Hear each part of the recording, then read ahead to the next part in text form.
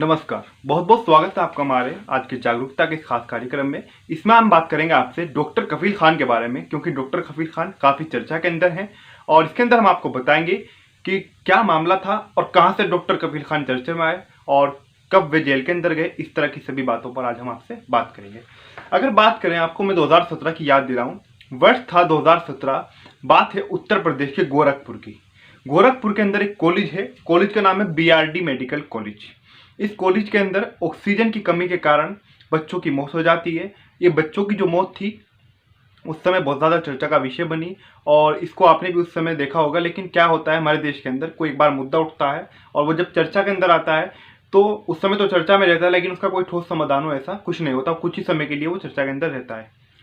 60 से अधिक बच्चों की मौत हुई गोरखपुर के अंदर। बाल लोग विशेषज्ञ थे वहां पर डॉक्टर कफील खान। अब किसकी लापरवाही के कारण बच्चों की मौत हुई? अगर हम कहें सीधे सीधे एक तरीके से अगर हम कहें तो सरकार की ही लापरवाही थी। क्योंकि अगर सरकार सख्त हो, हमारा सिस्टम सारा का सारा सख्त हो, सभी अपना कार्य करते रहें, तो किसी की ना ही तो मौत हो, मतलब ना ही तो कोई इस तरह की दुर्घटना घटित हो। मौत तो खैर भगवान का हाथ में होती है, कब किसकी मौत आ जाए। लेकिन जिस प्रकार की दुर्घटना घटती हैं, हादसे होते हैं, उन सब के अंदर सुधार किया जा सकता है। तो वर्ष था 2017, 60 से अधिक बच्चों की मौत हो जाती है। अब उस मौत के अंदर होता क्या है? जिस समय वहां पर ऑक्सीजन की कमी हो रही थी तो वहीं पर बाल लोग विशेषज्ञ थे डॉक्टर कफील खान। डॉक्टर कफील खान जब जिस समय जिस जिस हॉस्पिटल के अंदर इनकी तैनाती थी, जिस अस्पताल के अंदर इनकी तैनाती थी, जहां पर इनकी ड्यूटी थी, वहां पर ऑक्सीजन की कमी होती। ये दूसरा जो यानी कि जो अगर कहेंगे प्राइवेट जो हॉस्पिटल था, यानी कि इन्होंने कहीं से भी उसका प्रबंध किया, ये जाकर अपने पास से सिलेंडर लेकर आए। ठीक है, तो इन्होंने ऑक्सीजन का इंतजाम किया। लेकिन क्या हुआ इन पर, उस समय क्या हुआ, उस समय डॉक्टर कफील खान चर्चा में आ गए कि सरकारी हॉस्पिटल के अंदर तो वो जो सिलेंडर थे, यानी कि जो ऑक्सीजन था, वो समाप्त हो गया था। लेकिन डॉक्टर कफील खान ने अपनी तरफ से इस प्रकार का कदम उठाया, उन्होंने बच्चों की जान बचाई। इससे क्या हुआ कि इससे प्रदेश सरकार थी उत्तर प्रदेश के अंदर, उसकी किरकिरी हुई। जाहिर सी बात है, जब व्यवस्थाएं पूरी नहीं होंगी, सरकार किसी की भी हो, इससे कोई लेना देना नहीं है। ऐसा होता रहता है, क्योंकि कोई भी बड़ी घटना हो उसी समय वो चर्चाओं के अंदर आती है, लेकिन बाद में मीडिया भी उसको भूल जाता है। अब उसके बाद में होता क्या है, जब डॉक्टर कफील खान चर्चाओं के अंदर आ गए, फिर डॉक्टर कफील खान के ऊपर ही आरोप लगता है कि इन्हीं की गलती की वजह से इतने जो बच्चों की मौत हुई है, जो इतने बच्चे तड़पे हैं, उनकी मौत इन डॉक्टर कफील खान की वजह से ही हुई है, यानी कि इनकी लापरवाही से। फिर उसके बाद में क्या होता है कि डॉक्टर इसके ऊपर पूरी जांच बैठती है। उस समय डॉक्टर कफील खान को हिरासत में लिया जाता है। फिर उसके बाद में डॉक्टर कफील खान को इस मामले में क्लीन चिट दे दी जाती है। डॉक्टर कफील खान को इसके अंदर क्लीन चिट मिल जाती है। अब डॉक्टर कफील खान चर्चाओं के अंदर तो थे ही, लेकिन उसके बाद में होता क्या है, उसके बाद में क्या मामला हुआ कि डॉक्टर कफील खान पर रासुका भी लगा।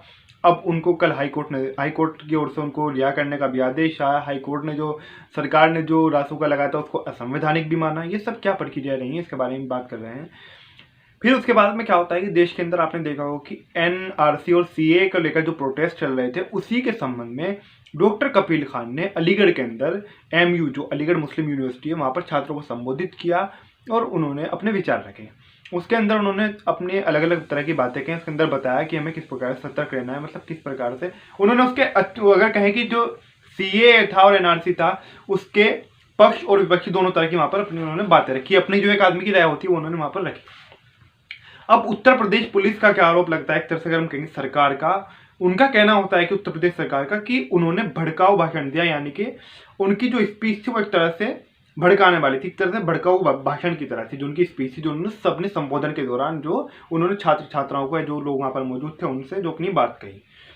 फिर ये जो घटना है, जब उन्होंने 2019 के अंदर CA और NRC का प्रकरण चल रहा था, लेकिन ये जो घटना है ये है, मैं आपको बता दूं, 13 दिसंबर की। 12 दिसंबर को उन्होंने भाषण दिया था MU के अंदर, जो बाबे सैयद है वहां पर 12 दिसंबर को उन्होंने भाषण दिया था ये। और फिर 13 दिसंबर 2019 को उनको डॉक्टर कफील खान पर मुकदमा दर्ज किया जाता है। और इन पर उसी के जो मैंने आपको बताया है कि CA और NRC के विरोध में भड़काऊ भाषण देने के आरोप में इन पर मुकदमा दर्ज कर लिया जाता है। फिर यूपी पुलिस इनको ट्रेस कर रही थी, या पुलिस कहे कि इनको ढूंढ रही थी, जो भी प्रक्रिया थी, फिर पुलिस को इनकी लोकेशन मिलती मुंबई में। फिर जनवरी 2020 के अंदर क्या होता है कि जनवरी 2020 के अंदर इनको मुंबई से गिरफ्तार कर लिया जाता है। किसको? डॉक्टर कफील खान को मुंबई से फिर गिरफ्तार कर लिया जाता है। अब उसके बाद में क्या होता है, उसके बाद की जो प्रक्रिया है वो सब आपके सामने है। कितने समय तक ये जेल के अंदर रहे। इनकी पत्नी का भी एक वीडियो आया था, इसके अंदर उन्होंने अपनी बाबू को अपील की थी, और उन्होंने अपील भी की थी किस प्रकार से सरकार जो तानाशाह का रूप लिए हुए है, यानी कि इनके ऊपर एक प्रकार से इनको न्याय नहीं मिल पा रहा। उन्होंने अपील की थी डॉक्टर कफील का समर्थन करने के लिए, आम जनता सभी से अपील की थी। इनकी माता जी की द्वारा भी याचिका डाली गई, इनका परिवार भी इनके लिए लड़ा, और भी बहुत सारे इनके लिए लोग लड़े। और डॉक्टर कफील खान का ये भी कहना रहा, जेल के अंदर जो सुविधाएं होती हैं उसको लेकर भी अगर हम कहें कि सरकार अब जागना चाहिए, हमारा सिस्टम अगर जागृत होना चाहे तो वो हो सकता है।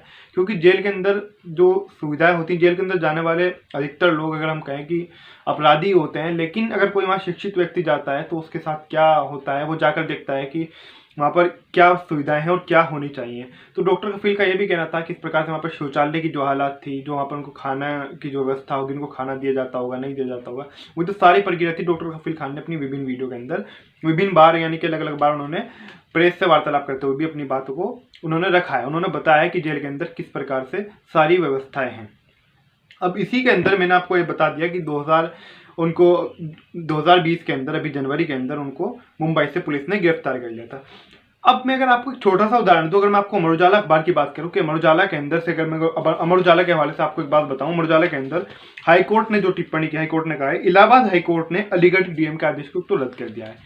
साथ ही साथ उन्होंने कहा है इलाहाबाद हाईकोर्ट ने कि 12 दिसंबर 2019 को अलीगढ़ मुस्लिम यूनिवर्सिटी के गेट पर कफील के भाषण को पूरा पढ़ने पर इससे घृणा या हिंसा फैलाने का कोई प्रयास साबित नहीं होता है। ये राष्ट्रीय अखंडता की अपील का एहसास देती है। आप गौर कीजिए शब्दों पर, यह राष्ट्रीय अखंडता की अपील का एहसास देती है।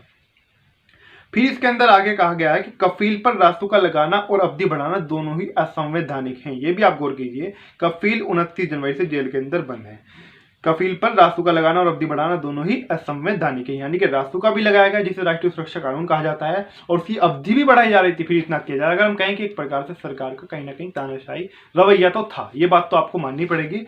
और इसी के अंदर अगर हम कहें, अगर मैं आपको एक और अखबार के हवाले से इसके अंदर बताऊं, हिंदुस्तान अखबार है, उसके हवाले से अगर मैं आपको बात बताऊं, हाईकोर्ट ने जो सरकार के तर्कों को सही नहीं माना है, उसके अनुसार क्या है, कोर्ट ने सरकार के इस तर्क को सही नहीं माना। डॉक्टर कफील खान जेल में अब भी अलीगढ़ मुस्लिम यूनिवर्सिटी के छात्रों को भड़काने का काम कर रहे थे।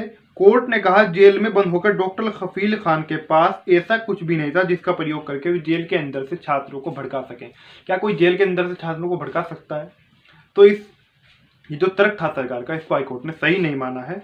और हाईकोर्ट ने जो टिप्पणी की है वो तो मैंने आपको बता दी ही है क्या टिप्पणी है। तो रासुका लगाना हो या फिर डॉक्टर कफील खान की उसकी जो इनकी जेल के अंदर रहने की समय था उसकी अवधि बढ़ाना हो, इस प्रकार से परेशान करना हो, एक प्रकार से क्लीन चिट मिली, तो ये कहीं ना कहीं एक तरह से अगर हम कहें तो अनुचित ही था। और दूसरी बात यह है कि इसके अंदर अगर हमारा जो मिशन है वो आपको जागरूक करने का ही है। आप जागरूक हैं और जागरूक के अंदर आप सही और गलत की पहचान करते रहें।